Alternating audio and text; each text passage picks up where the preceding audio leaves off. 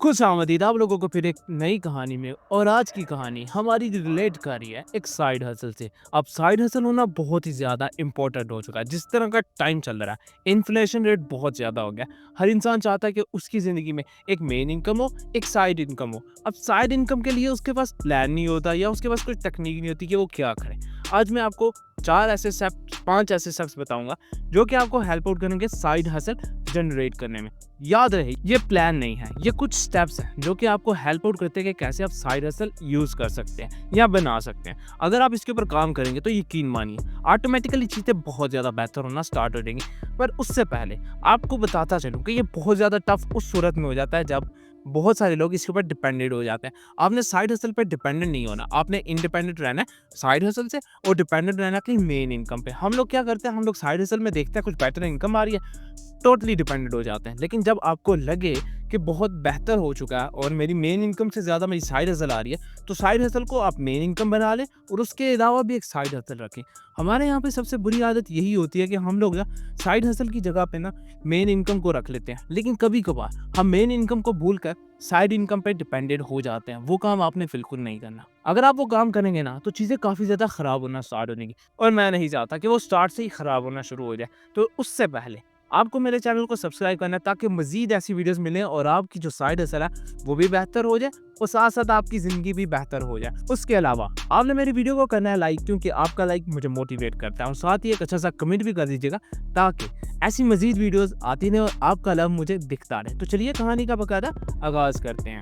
सबसे पहली चीज़ है जो साइड हसल में आपने करनी है, आइडेंटिफाई योर स्किल। आपने अपनी स्किल देखनी है, आपने एक ऐसी स्किल सीखनी है जो कि टाइम इरा में बहुत ही ज़्यादा वैल्यूएबल है। लाइक अभी की बात करूं तो प्रॉम्प्ट इंजीनियरिंग टॉप पे चल रही है और बहुत सारे लोग प्रॉम्प्ट इंजीनियरिंग की तरफ जा रहे हैं। लेकिन मेरी राय माने तो आप एक ऐसे स्किल की तरफ जाएं जो कि बहुत ही ज़्यादा वैल्यूएबल होती है। अब आहिस्ता आहिस्ता करके क्रिटिकल थिंकिंग थोड़ी सी कम होती जा रही है, तो आप कोशिश करें कि उस तरफ जाएं, राइटर बने, क्योंकि अभी भी राइटर की बहुत ज़्यादा वैल्यू है। अगर आप राइटर बनते हैं तो आप एक अच्छी साइड इनकम कमा सकते हैं। वो तो आप ब्लॉगिंग से कमा सकते हैं और बहुत सारी वेबसाइट हैं जो कि आपको प्रोवाइड करती हैं कि आप कंटेंट अपलोड करके इनकम जनरेट कर सकते हैं।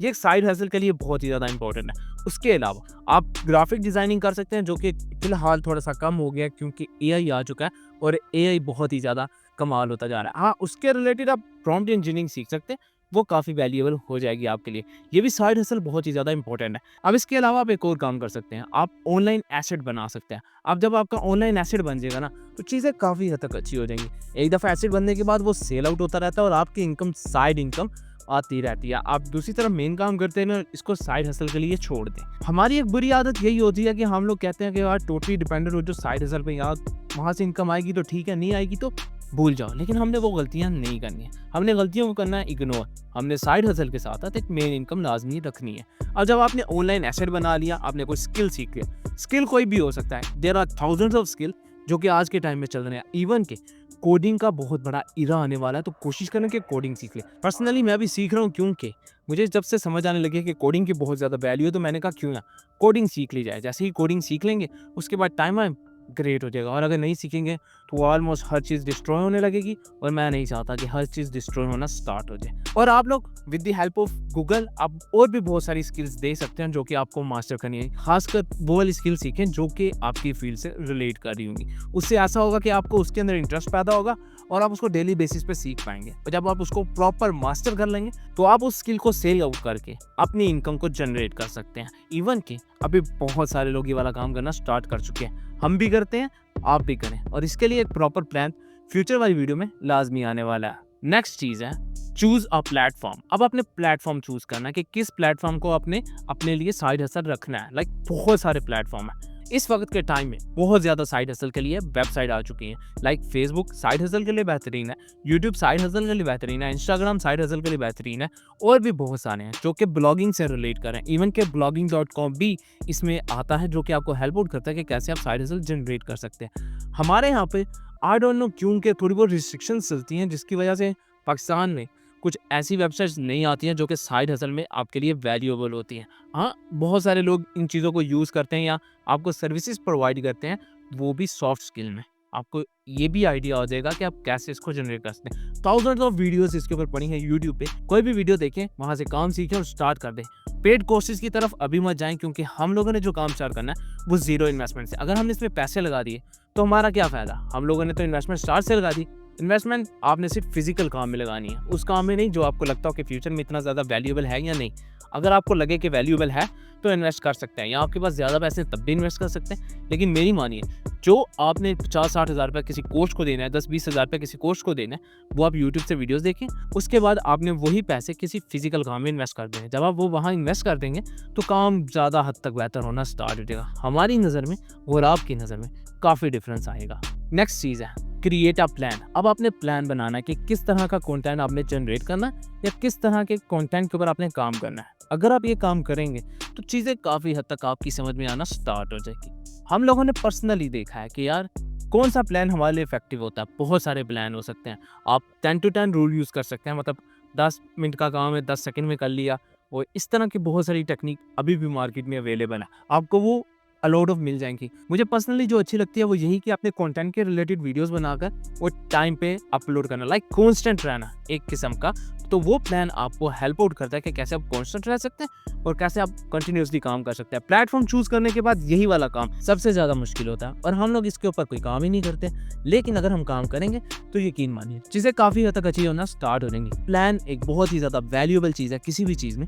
अगर आप इसको मैनेज कर लेंगे तो यकीन मानिए चीज़ों को अरेंज करना और भी ज़्यादा आसान रहेगा। और हमारे यहाँ पर प्लान के बगैर कोई भी काम नहीं करना। अगर प्लान के बगैर काम करेंगे तो डिस्ट्रॉय होंगे। मैं इसके ऊपर एक वीडियो बनाऊंगा जिसके अंदर कैलकुलेटेड रिस्क की बात होने वाली, क्योंकि नेक्स्ट आने वाली वीडियोस फाइनेंस के रिलेटेड होने वाली हैं और वहाँ पे कैलकुलेटेड रिस्क बहुत ही ज़्यादा इंपैक्ट डालता है, क्योंकि हम लोगों ने इन्वेस्टमेंट करनी होती है और इन्वेस्टमेंट बगैर रिस्क के हम लोग नहीं कर सकते। तो इसलिए उसके लिए एक जो टेक्निक यूज़ की जाती है वो होता है कैलकुलेटिंग रिस्क। नेक्स्ट चीज़ है मार्केट योरसेल्फ। आपने सारे काम कर लिए, प्लान भी बना लिया, प्लेटफॉर्म भी चूज कर लिया, अब आपने अपने आप को मार्केट करना है। मार्केट करने की जो सिंपल टेक्निक है ना वो यही है कि आपने खुद को प्रेजेंट करना है, ऐसा प्रेजेंट करना है कि लोग बोलें कि यार ये वो बंदा जो हमारा काम कर सकता है। इसके अलावा कोई भी इंसान नहीं जो हमारा काम नहीं कर सकता। इस तरह की आपकी जब मार्केटिंग स्ट्रैटेजीज होंगी ना तो चीज़ें ऑटोमेटिकली चीज़ें अरेंज होना स्टार्ट हो जाएंगी। हम लोगों की एक बुरी आदत है, हम लोग खुद की मार्केटिंग नहीं करते लेकिन दूसरों की मार्केटिंग को देख के खुश होते हैं। हमने कभी भी लर्न नहीं किया कि दूसरों की मार्केटिंग में हमें क्या बेनिफिट मिल सकता है। तो सेम आपसे हम वही काम करेंगे कि दूसरों की कौन सी ऐसी टेक्निक हम इस्तेमाल करके खुद को मार्केट कर सकते हैं और वैल्यूएबल डेटा मार्केट में ला सकते हैं। लेकिन इम्पैक्ट तब आएगा जब आप खुद की मार्केटिंग को समझ जाएंगे, अपनी वैल्यू को समझ जाएंगे। तो बेसिक अगर आप यूट्यूब करें तो वहाँ पे आपकी मार्केटिंग हो रही है, आप फेसबुक करें वीडियोस बना रहे हैं वहाँ पे आपकी मार्केटिंग हो रही है। उसके बाद इंस्टाग्राम जहाँ पे आप वीडियोस बना के अपलोड कर रहे हैं वहाँ पे आपकी मार्केटिंग हो रही है। ये ऐसे प्लेटफॉर्म है डिजिटल जो आपकी मार्केटिंग में बहुत ज़्यादा इंपैक्ट डालते हैं। फेसबुक तो बहुत ही ज़्यादा, और अगर इंस्टाग्राम यूज़ करेंगे तो आपको रेयरली इतने ज़्यादा लोग मिलेंगे। आई नो ये थोड़ा सा टफ हो जाता है सूरत में अगर हम इसके ऊपर प्रॉपर काम ना करें, लेकिन अगर हम काम करेंगे तो चीज़ें काफ़ी हद तक ईजी हो जाएंगी। टिकटॉक भी आज के टाइम में बहुत ज़्यादा इंपैक्ट आ रहा है, तो कोशिश करें फेसबुक, टिकटॉक, यूट्यूब, इंस्टाग्राम अपना जो है ना प्रोफाइल बनाए और उसके बाद अपने आप को मार्केटिंग करना स्टार्ट कर दें। और जैसे ही आप इनके ऊपर पॉपुलर होंगे आपकी स्किल लाखों की बजाय करोड़ों में बिकेंगी और आपके नाम इतना ज़्यादा हो जाएगा कि हर इंसान बोलेगा यार फलां बंदे का नाम ले लो, फलां बंदे का नाम ले लो, और आपका नाम ले लो। नेक्स्ट चीज़ है स्टे कमिटमेंट एंड प्रोफेशनल। जब आपने अपनी लाइफ को सेट कर लिया, आपने अब उसके साथ कमिट रहना है। अगर आप उसके साथ कमिटमेंट में रहेंगे ना तो बेनिफिट में रहेंगे, अगर नहीं रहेंगे ना तो नुकसान होगा। हम लोगों की सबसे बुरी आदत यही होती है कि हम किसी भी चीज़ के साथ कमिटमेंट में नहीं रह सकते। हम लोग कहते हैं यार क्या ज़रूरत है, बहुत टफ हो जाएगा, खैर इधर उधर करो।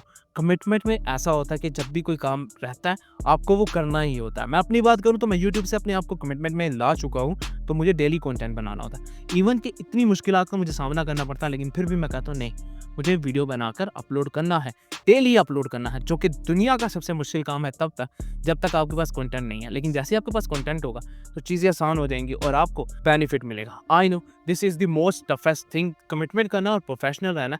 लेकिन उसके ऊपर भी एक हम लोग वीडियो बनाने वाले हैं जो हमें हेल्प आउट करेगी कि कैसे हम कमिटमेंट में रह सकते हैं और प्रोफेशनल भी रह सकते हैं। क्योंकि अभी लाइफ में हमने प्रोफेशनल होना है और चीज़ों को सेल करके अपने आप को मार्केटिंग में लेकर आना। मार्केटिंग दुनिया की वास्ट फील्ड है, तो इसके अंदर तो स्ट्रैटेजीज ही चाहिए होती है। तो आपके लिए वो सारी चीज़ें नेक्स्ट आने वाली वीडियोस में मिल जाएंगी। सो ये थी वो स्टोरी कि कैसे आप अपने लिए साइड हसल इस्तेमाल कर सकते हैं। याद रहे कि साइड हसल रखनी है, परमानेंट नहीं करनी है, और जिस दिन आपने उसको परमानेंट कर लिया उस दिन बहुत ज़्यादा इंपैक्ट होगा। और मैं नहीं चाहता कि आपकी ज़िंदगी में बुरा वक्त है। So this is the stories of today, and I will catch you in the next